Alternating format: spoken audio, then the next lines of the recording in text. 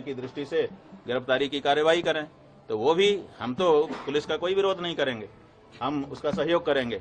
वो जो करेंगे जनता तो सब देख रही है। देखिए 3 कोर्ट है हमारे लिए, एक निचली कोर्ट है, एक मिडिल कोर्ट है और एक सुप्रीम कोर्ट है। तो जो निचली कोर्ट है वो जनता है, जनता सब देख रही है और निर्णय देने वाली है। जो मिडिल कोर्ट है, हाई कोर्ट, वो हमारा हृदय है, हम जान रहे हैं कि हम गलत हैं कि नहीं हैं। और तीसरे ईश्वर है, सुप्रीम कोर्ट, वो भी देख रहा है कि कौन गलत है कौन सही है। तो ऐसी परिस्थिति में तीनों कोर्ट से हमको क्लीन चिट है। हमारा अंतःकरण हमारे साथ है, स्पष्ट कह रहा है कि तुम निर्दोष हो। ईश्वर की तरफ से भी हमको वही सूचना है और जनता की ओर से भी। तो जो झूठ है वो अंत में निकल ही जाता है, पता चल ही जाता है कि ये सब बनावटी था। उगरे अंत न होई निभाऊ, हमने बता दिया। तो जो कहानी गढ़ी गई है वो आज नहीं तो कल, कल नहीं तो परसों झूठी सिद्ध हो जाएगी।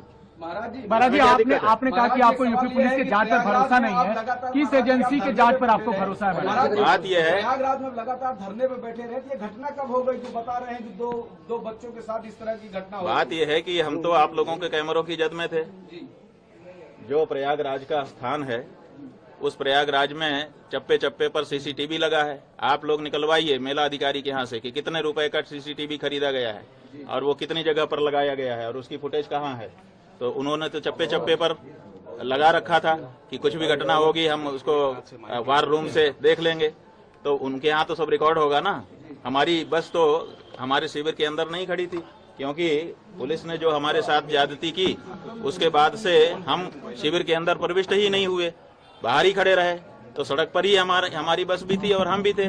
तो ऐसी परिस्थिति में वो सब सीसीटीवी की कैद में है। दूसरे दिन रात आप लोगों का कैमरा हमारे ऊपर लगा हुआ था और उसमें कहना कि हम ये सब कर रहे थे, कितनी नीचता की बात है। और ये भ्रम फैलाया जा रहा है कि गुरुकुल में ये सब हो रहा है। हमारे गुरुकुल में जब वो लड़के कभी प्रविष्ट ही नहीं हुए, पढ़े ही नहीं, उनका हमारा कोई लेना देना ही नहीं है। वो हरदोई के विद्यालय के छात्र हैं, जैसा कि उनकी मार्कशीट जो मुकदमे में लगाई गई है उससे पता चला है।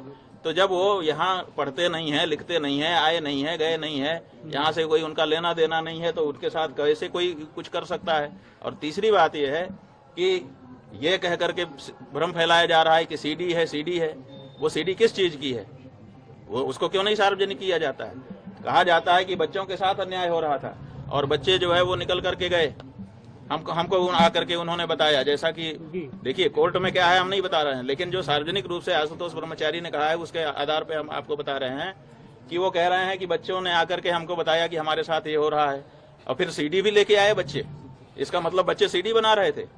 कौन बना रहा था सीडी? बच्चे बना रहे थे या कोई दूसरा ही बना रहा था?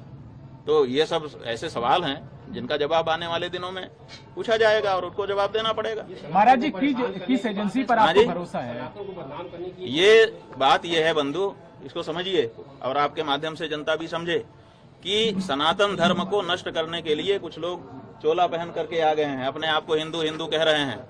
उनका काम हिंदुओं का नहीं है, वो हिंदुओं के विरोध में काम कर रहे हैं, लेकिन अपने आप को हिंदू सिद्ध करके कर रहे हैं। जब विधर्मी चोट नहीं पहुंचा सके तो हिंदू चोला पहन करके हिंदू धर्म को नष्ट करने के लिए कुछ लोग आगे आए हैं और वो इस समय कारगर रूप से अपना काम कर रहे हैं।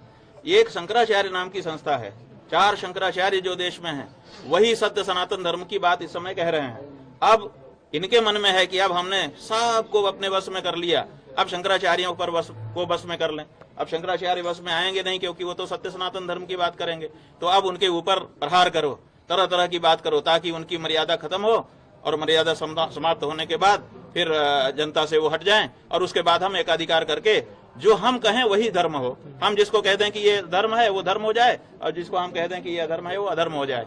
तो ये जो प्रक्रिया चल रही है उसी के अंतर्गत जैसे हम गौ हत्या बंदी की मांग उठा रहे हैं। अब बहुत सारे महात्मा है जो कह रहे हैं कि हम सत्ता के साथ हैं। अरे भाई, सत्ता के साथ रहो, कौन मना करता है? लेकिन जो गौ हत्या को समर्थन देने वाली सत्ता है, जिस सत्ता के समय में गौ हत्या बढ़ रही है, जिस समय गायों की संख्या घट रही है, जिस समय बीफ का निर्यात बढ़ रहा है, उस समय तो उनसे सवाल पूछो तो वो नहीं पूछ पा रहे हैं। वो कहते हैं हम इनके साथ हैं, वो ठीक हैं, उनके लिए सारी सुविधा है। और जो शंकराचार्य कह दे कि गौ हत्या बंद हो, ये गलत हो रहा है, इसको ठीक करिए, उसके ऊपर इस तरह का लांछन और प्रहार किया जाए, ये हो रहा है। स्वामी जी एक छोटी सी ये हमारे अभिमुक्तेश्वरानंद के ऊपर प्रहार नहीं है, ये शंकराचार्य नाम की उस संस्था के ऊपर प्रहार है जिस संस्था के द्वारा सनातन धर्म आज भी सुरक्षित है।